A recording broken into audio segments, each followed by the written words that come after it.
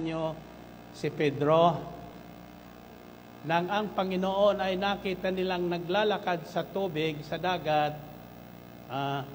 nahintakutan sila. Ang sigaw nila, multo. Sigaw nyo salitang multo. Nakakita na ba kayo ng multo? Nakikita ba ang multo? Tingnan mo katabi mo. So ang sigaw ng Panginoong Kristo, hindi inimulto, ako ini. Ang sabi naman ni Pedro, kung ikaw ay ang Panginoon, palakarin mo rin ako sa tubig. At ang sabi ng Panginoong Kristo, halika. At agad-agad tumalon si Pedro sa bangka at nagpasimulang lumakad sa tubig tulad ng Panginoong Hesus. Isang lakad ng tagumpay. Subalit habang siya naglalakad palapit kay Hesus, napansin niya ang malaking alon ng dagat. So lumingon siya. Nang lumingon siya sa kanan at kaliwa, nahintakutan siya. Nang mahintakutan siya, anong nangyari sa kanya? Nagsimulang lumubog. At nang lumulubog na siya, ano ang sinigaw niya? Lord, save me. Simple prayer. Lord, save me. Kapag nararamdaman nyo na kayo ay lumulubog na sa utang, lumulubog na sa karamdaman, at sinabi ng doktor, wala ka ng pag-asa, anong gagawin mo? Anong isisigaw mo? Then, inabot ng Panginoon ang kanyang kamay kay Pedro at sinabi niya, why did you doubt? Bakit ka nag-alinlangan? Lumalakad ka na sa himala ng Diyos. Lumalakad ka na sa biyaya ng Diyos araw-araw. Nang dumating ang alon sa buhay mo, bigla kang nag-alinlangan. So ang sagot ng Panginoon tulad kay Tomas, ang sabi niya, stop doubting. Start believing me. Narinig na yon? You do not just stop anything without starting in exchange for something better. Now, tulad ng paninigarilyo, ang sabi ng iba, wala naman sa Biblia ang pinagbabawal ang paninigarilyo. Pero sinasabi ng mga medical doctors, masama sa katawan ng tao ang sigarilyo, sapagkat mayroon niyang nicotine na dumidikit sa baga ng tao. Kapag matagal na, unti-unti nasisira yung katawan mo. Kapag ikaw ay may bisyo, tulad ng paglalasing, pambababae, paninigarilyo, mahirap pong tigilin yan. Hindi ka basta-basta makakatigil. Maliban, sabihin sa iyo ng doktor, pag hindi mo tinigil yan, bukas mamamatay ka na.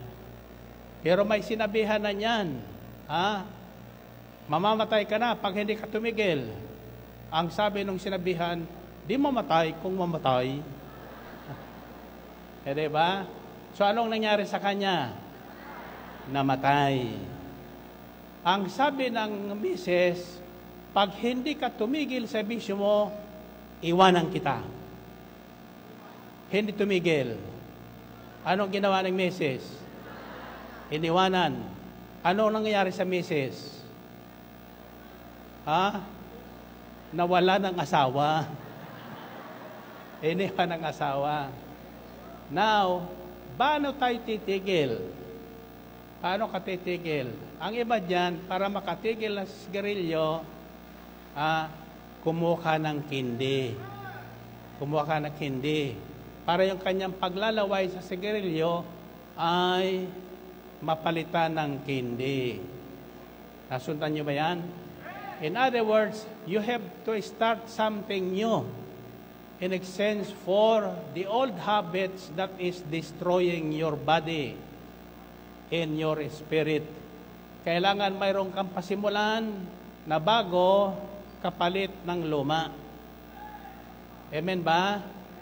So since we know the fact that doubting is a sin, doubting is the main hindrance to success. Doubt is the main hindrance to healthy living. Ang pag-aalinlangan sa kapangyarihan ng salita ng Diyos, ang pag-aalinlangan sa pagka-Diyos ni Kristo Jesus. Ang sinasabi ng iba, si Jesus ay hindi Diyos. Siya ay isang propeta lamang. Iyon ay isang hindi paniniwala sapagkat hindi na nakitang muling nabuhay si Jesus. Anong sinasabi sa ating banal na misa? Ano yung mystery? What is the mystery of our faith? Ano ang misteryo ng ating pananampalataya? Christ has died. Christ is risen. Christ will come again. Iyan ang misteryo ng ating pananampalataya. Pero tayo naniniwala, bagamat hindi natin nakita, tulad ni Tomas, na muling nabuhay si Jesus, tayo ngayon ay naniniwala. Kaya sabi ng Panginoon, mapapalad kayong nakikinig ngayon sa himpilan ng DWXI. Di nyo man nakikita ang nagsasalita, naniniwala kayo, kaya kayo uuwing magaling na. Uuwing mayaman na. Uuwing masaya. Amen ba kayo doon? Sapagkat higit na mapalad yung hindi nakakita kay Kristo physically, but believes Him spiritually. Nasusundan niyo ba? So the first step is to stop doubting the power of the Word of God. Stop doubting that Christ is the Word of God made flesh. Stop doubting that Christ died for us once and for all. Minsan lang namatay si Jesus para sa lahat. Sa lahat na makasalanan. Noong unang panahon, kasama tayo ngayon. Amen ba? At ako'y naniniwalang makikita kong darating si Jesus. Amen ba? Sabihin nyo, paniniwala. Tatandaan nyo ito, kung anong paniwalaan nyo, siyang magiging bukang bibig ninyo. Siyang mararamdaman ninyo. Pag naniwala kayong matanda na kayo, hihina ang tuhod nyo. Hindi na kayo maglalakad. Manatili kayo nakaupo. Hindi na kayo tatalon.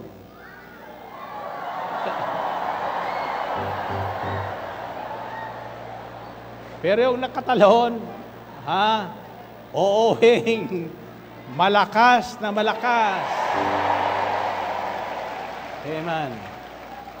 Sapagkat mangyayari sa atin ang ayon sa ating paniniwala.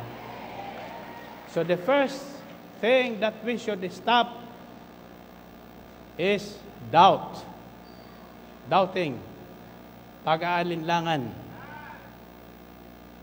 Pag narinig natin ang salita ng Diyos, tanggapin natin. Huwag tayo mag-alinlangan.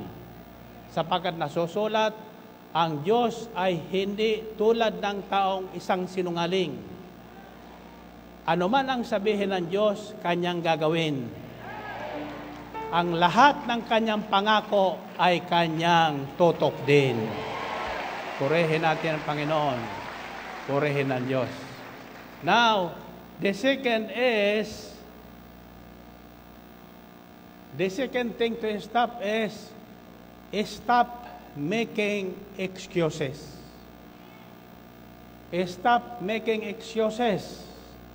Inanyayahan ka ng Panginoon, isan lang araw sa isang linggo, magtatagpo tayo sa banal na mesa. Natatandaan nyo ang isang talinghaga sa Biblia. It's found in Mark or Matthew chapter 14. Mabuti ibahagi ko sa inyo para malinawan kayo. Nagkadikit-dikit to.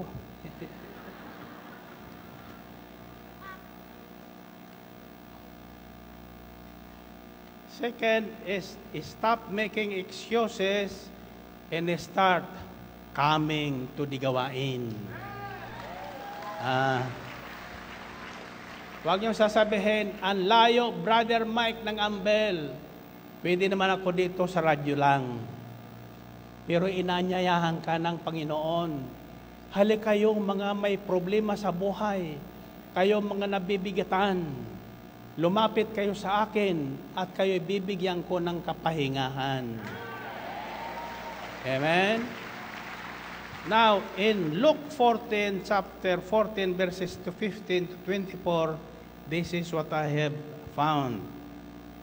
When one of the guests sitting at the table heard this, he said to Jesus, "How happy are those who will sit down at the feast in the kingdom of heaven." Jesus said to them, "There was once a man who was giving a great feast, to which he invited many people. When it was time for the feast, he sent his servant to tell his guest, 'Come, everything is ready.' But they all began, one after another, to make excuses. The first one told the servant, 'I have bought a field and must go and look at it. Please accept my apologies.' Another one said, 'I have bought 5 pairs of oxen and am on my way to try them out. Please accept my apologies.' Another one said, 'I have just gotten married and for that reason I cannot come. Please accept my apologies.' The servant went back and told all this to his master. The master was furious and said to his servant, 'Hurry out to the streets and alleys of the town and bring back the poor, the crippled, the blind, and the lame.' So the servant said, 'Your order has been carried out, sir, but there is still room for more people inside the El Shaddai house of prayer.'" Nakita niyo yon? So the master said to the servant, "Go out to the country roads and lanes and make people come in, so that my house will be full. I tell you all that none of those who were invited will ever taste my dinner." So, naghanda ng malaking piging ang isang mayaman. At sinabi sa kanya makatulong, "Puntahan nyo na yung aking mga inanyayahan, yung mga nakikinig sa DWXI, yung mga walang panahon para lumapit sa dakong aking inilaan kung saan ko siya kakatagpuin." So pinuntahan nila. Handa na ang malaking handaan, malaking piging. Ang sabi nila, sabi ng isa, "Pasensya ka na." Sabihin mo sa boss mo, "Pasensya na, bagong kasal ako. Mag-honeymoon pa kami." Sabi namang isa, "Kabibili ko lang ng mga baka. Susubukan ko muna ang sila at aking pupuntahan." Sabi mo sa kanya, pasensya na siya. etc., etc., lahat ay may excuse. Stop making excuses when you hear the Word of God. Tigilan na ang pangangatwiran. Tigilan niya ang sinasabing, ikapo na naman yan. Kung gusto mong pagpalain ng todo-todo ng Diyos na sinasamba mo, huwag ka ng mga tuwiran. Lumapit ka na sa Kanya. Start coming to the gawain. Mayroon ko yung kilala. Dati, nakikinig lang siya sa kanyang tahanan.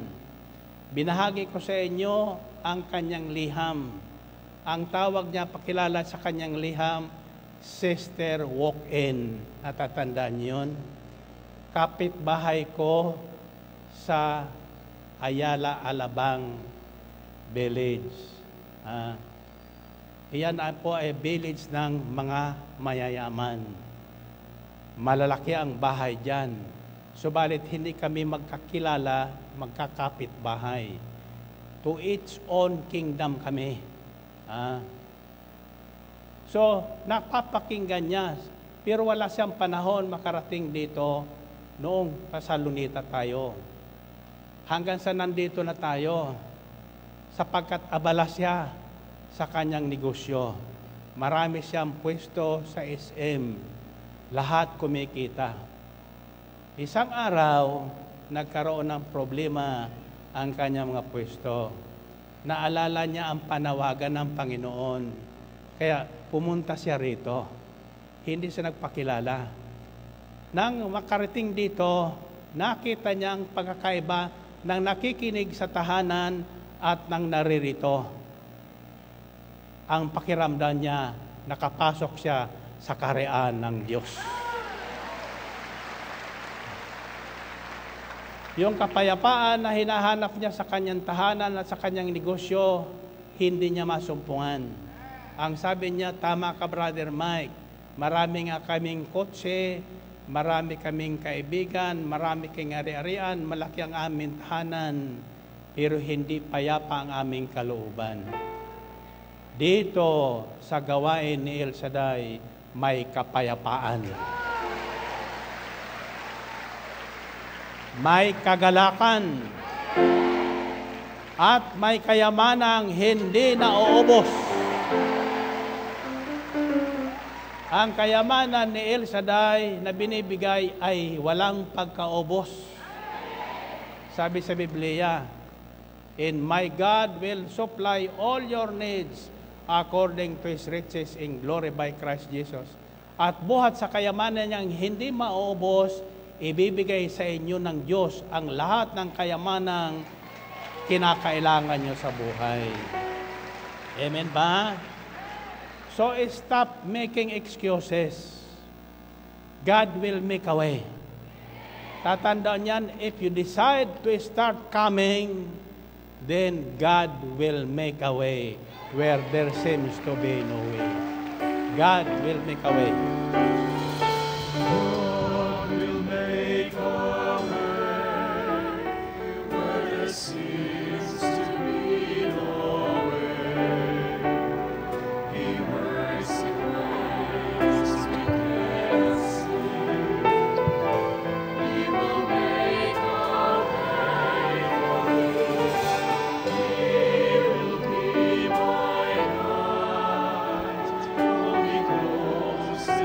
To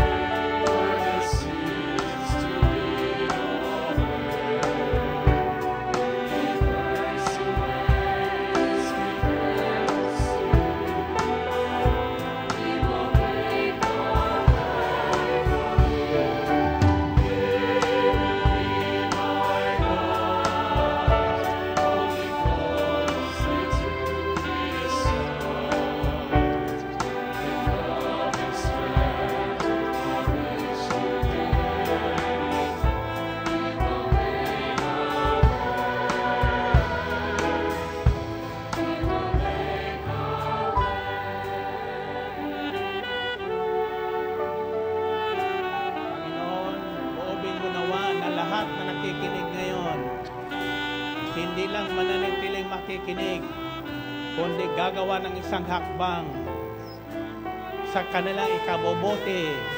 Ang may sakit ay iyong pagagalingin. Ang kapos ang iyong lulumusin, ang pagpapalang darating sa kanilang buhay. Sa lahat na nakikinig ngayon, inaanyayahan ko kayo bilang kinatawan ng Panginoon na lumapit kayo sa Kanya. Stop doubting, stop making excuses, and come to this place.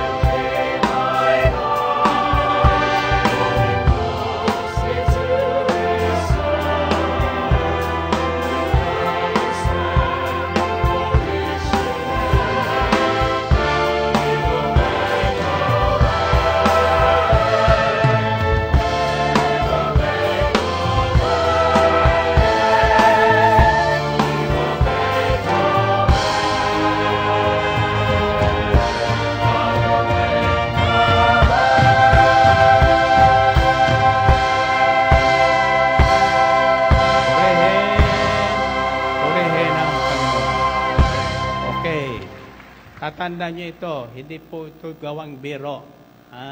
I always say, ang gawain ito ay hindi gawain ni Brother Mike.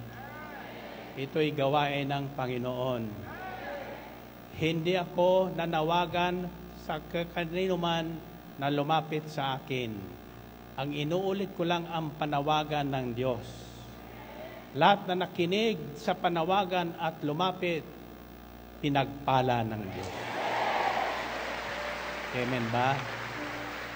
Ang problema natin, ibig nating lapitan tayo ng Diyos. Pero nasusulat sa Biblia, ang Diyos ang nagtatakda ng dako at panahon na kung saan natin siya kakatagpuin. Huwag na tayong mga tuwiran ang layo. May isa ditong, ayaw ko kung naririto sa ngayon. They are coming from Isabela, Cagayan. Every Friday afternoon, bumababa sila para makarating sa dakong ito kung saan sila kinatagpo ng ating Diyos. So, distance is no excuse. Yung pamasahe ay hindi po yan excuse. Yung traffic, hindi yan excuse. Yung ulan, lalo na. Yung panahon ng undoy, tuloy ang gawain ng Panginoon. Amen? So, stop making excuses. Come to where the flavor is. Amen ba? Okay. So, dalawa na yan. The third is very important, very common ito. Stop complaining or grumbling and start praising and thanking God and start doing what is right before the eyes of God. Amen ba? Okay. Now, pag sinabing tayo, nakatayo, ha? Hindi ko sinasabing maupo na. Magtatapos tayo nakatayo. Amen ba? Now, natatandaan yung mga Israelita, naglakbay sila ng 40 taon. Mula sa Ehipto patungong Israel sa lupang pangako. Bakit inabot sila ng ganong katagal? Kasi pag malapit na, nagrereklamo sila. Walang naririnig ang Panginoon, kundi reklamo ng mga tao kay Moses. Mabuti pa niya sa Ehipto, may sariwang tubig, may agwa abilina. Dito anya sa desierto, wala tayong mainom. Wala pa tayong karne dito na makain. Walang steak dito. So nagpadala ang Panginoon ng pugo araw-araw. Araw-araw may pugo. Yung araw-araw ng pugo, ang sabi naman nila, bakit puro pugo na lang ito? Now, Exodus chapter 15 verses 20 to 27, this is what is written. Then Moses led the people of Israel away from the Red Sea into the desert of Shur. For 3 days they walked through the desert, but found no water. Then they came to a place called Mara, but the water there was so bitter that they could not drink it. That is why it was named Mara. The people complained to Moses and asked, "What are we going to drink?" Moses prayed earnestly to the Lord, and the Lord showed him a piece of wood, which he threw into the water, and the water became fit to drink. There the Lord gave them laws to live by, and there he also tested them. Andiyan pa kayo? Pinaghirapan ko ito, ha? Pakinggan nyo. He said, if you will obey me completely by doing what is right, what I consider right, and by keeping my commands, I will not punish you with any of the diseases that I brought on the Egyptians. I am the Lord, the one who heals you. Next, they came to Elim, where there was 12 springs and 70 palm trees. There they camped by the water. So, sa gitna ng kanilang paglakbay, malapit na sana ang Israel. Tatandaan nyo, kung lalakbayin ngayon ng Israel, Ehipto at saka Israel, baka 1 buwan lang, by foot. Kung by car, ilang oras lang yon. Tatandaan nyo, yung batang si Jesus ay pinatago ng Panginoon sa Ehipto. Naglakad lang sila. Nagsakay ng asno, si Mary at si baby Jesus, na para hindi patayin ni Herodes. So malapit lang ang Ehipto. Pero bakit inabot ng 40 years? Bakit tumatagal ang ating mga panalangin? Bakit hindi nyo tinatanggap ang inyong panalangin? Inaabot ng linggo, inaabot ng buwan, inaabot ng taon. Bakit? Sapagkat nung ibibigay na ng Panginoon, dala-dala ng anghel, ang sabi ng Panginoon, ibigay mo tulong kay Maria sa harap ng stage sa araw ng Sabado. Yung laging nakikita ni Brother Mike, yung pango ang ilong. Ang sekreto, nung Sabadong yon, wala si Mariang pango ang ilong. Nagpatangos ng ilong. So ngayon, nang bumalik siya, wala na yung biyaya. So ang pagrereklamo, grumbling is not good. Yung bulong-bulungan, yung reklamo, ang tagal-tagal naman yan ni Brother Mike. Wala nang ginawa yan, kundi patayuin tayo. Kailan kayo tayo paupuin? Naririnig ng Diyos yan. Kaya tayo natatagalan. Ang isa pa ay ganito. Ang sabi niya, start doing what is right in my eyes. Ito po, bato-bato sa langit, ang tatamaan po, wag magagalit. Sa loob ng house of prayer, bawal ang paninda dito. Bawal ang maganaw ng anong pampaninda dito sa loob ng house of prayer. Kung hindi nyo igagalang ang patakaran na ito, you are doing what is not right before the eyes of God. Sasapitin nyo ang parusa na galing sa Kanya. Ang sabi ng Panginoon, hindi ko kayo parurusahan tulad ng mga sakit na inabot ng mga Ehipsyo dahil sa pagsuway sa akin. Kung gagawin nyo ang tama sa aking paningin. Ano ba ang tama? Kung may patakaran, ay ating sundin. Pag sinabing pumalakpak, pag sinabing humalakhak, pag sinabing tumahimik, tahimik. Pag sinabing simulan at tapusin ang gawain, walang uuwi hanggat hindi tapos ang gawain. Amen ba? So, aalamin natin ang mga patakaran para tayo hindi lumalabag sa patakaran, para hindi tayo dumaraan sa matitinding dagok sa buhay. Ako, ang panalangin ko sa lahat ay makarating sa nilaan ng pangako ng Diyos. Ang lahat, it is my prayer that everyone who comes into this place and join this ministry must and will be blessed by God. If you are not blessed, isa lang ang dahilan niyan.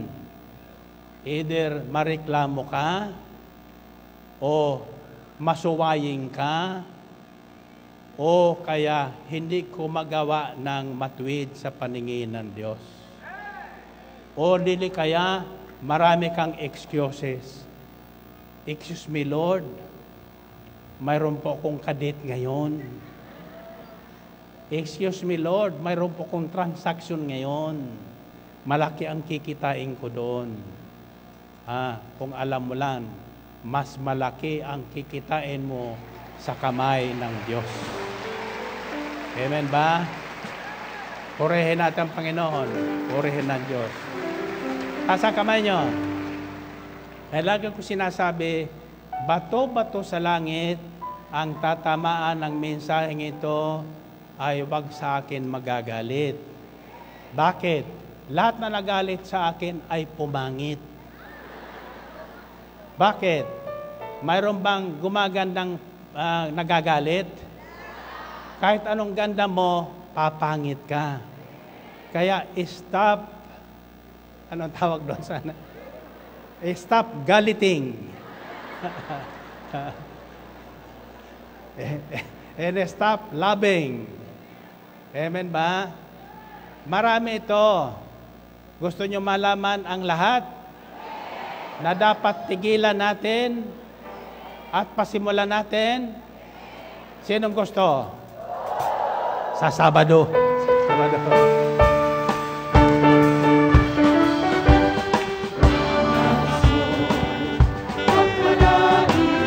Simulan at tapos ng gawain.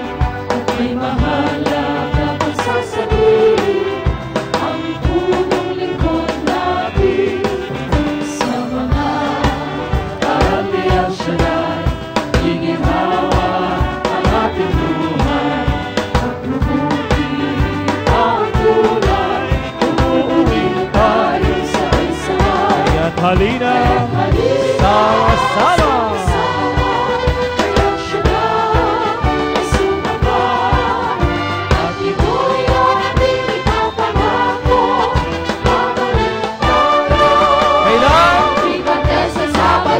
Kung nais mo, pagpalain, simulan at tapusin ang gawain. May mahalaga pang sasabihin ang punong lingkod natin. sa mga aral, Sa mga aral ni El Shaddai, iginhawa ang ating buhay at kumuti ang tunay. Tumukulit tayong sabay-sabay. kaya't halina, sama-sama. Kay El Shaddai ay sumama, at ito'y ating ipapangako. Babalik tayo, Tuwing kailan, Ibanesan sa isa pa kung nais mo, pagpalain. pagpalain, simulan at tapusin ang gawain. Viva! May mahalaga pang sasabihin ang punong lingkod natin. Sa mga aral, Sa mga aral ni El Shaddai, iginhawa ang ating buhay at mabuti ang tunay. Tumukulit tayong sabay-sabay. kaya't halina, Halina, sama-sama. kay El Shaddai ay sumama, at ito'y ating ipapangako. Babalik tayo, Tuwing kailan, tuwing Martes at Sabado. halina, Halina, sama-sama, kay El Shaddai ay sumama, at ito'y ating ipapangako. Babalik tayo, tuwing Martes at Sabado. kaya't halina, Halina, sama-sama. kay El Shaddai ay sumama, at ito'y ating ipapangako. Babalik tayo, Tuwing kailan, tuwing Martes at Sabado. Babalik tayo, tuwing kailan, tuwing Martes at Sabado. babalik tayo. Babalik tayo, tuwing Martes at Sabado. Puri ang Panginoon. Nasaan kamay nyo? Huwag niyong sasabihin yung babalik ako tuwing Martes at Sabado kung hindi kayo makakabalik ng Martes. Ha? Ang sabihin niyo lang, babalik ba ako sa Martes o Sabado? At least, isang araw sa isang linggo, ilaan niyo sa Panginoon. Ang Panginoon mismo ay gumawa sa loob ng 6 na araw ang paglikha niya. Sa ikapitong araw, nang mahinga siya. Iyan din ang ating Sabat. Set aside a day of rest for God. Make an appointment with God. Kaya ang tawag natin sa gawain ay family appointment with El Shaddai. Bago sa appointment sa boyfriend o girlfriend, ang appointment muna kay El Shaddai ang unahin natin. Amen ba? Oh. Asang kamay? Asang kamay? Ako'y naniniwalang ang sasalo nito, magsisimulang magbago ang buhay. Amen ba? Okay. Sino makakahula ng sasabihin niya? Ito ang isisigaw nyo. Mula ngayon, God first. Pag inuna nyo ang Diyos, uunahin din kayo ng Diyos. Ano isisigaw nyo? Okay, hindi ko pangako niyan. Sabi nyo yan, ha? Okay. Ako'y naniniwalang uunahin din ang inyong pre-request pag inuna nyo ang Panginoon. No more excuses. Iwasan natin ang mga excuses. Ang traffic, hindi po excuse yan. Pumunta kayo ng mas maaga para mauna kayo. Amen ba? Gusto niyo humaba ang buhay niyo? Okay. God first. Give your God in time to God first. Unahin natin ang Panginoon. Ako, ang hingi ko, abutin ako ng 120. Sino naniwala doon? Alam mo yon, nag-aayos ng mukha ko, nagmi-makeup sa akin, Sister Roma, makeup artist ng Channel 7. 86 years old na siya. Wala pang salamin pag nagmi-makeup sa akin. Ang sabi ko sa kanya, Sister Roma, maniwala ka, aabutin ng 120, ikaw pa rin magmi-makeup sa akin. Ang sabi niya sa akin, ilang taon ako noon? De plus 6, 126 ka na. Kayo ba yung naniniwala? Sa lahat na naniniwala at uunahin ang Diyos, no excuses, humingi na kayo. Kahit 200 taon, ibibigay sa inyo. Ayaw nyo na. Gusto nyo pa? Anong isisigaw nyo? Mula ngayon, God first. Ito naman tatandaan nyo, hindi pa kayo humingi, bibigyan na kayo ng Diyos. Are you ready?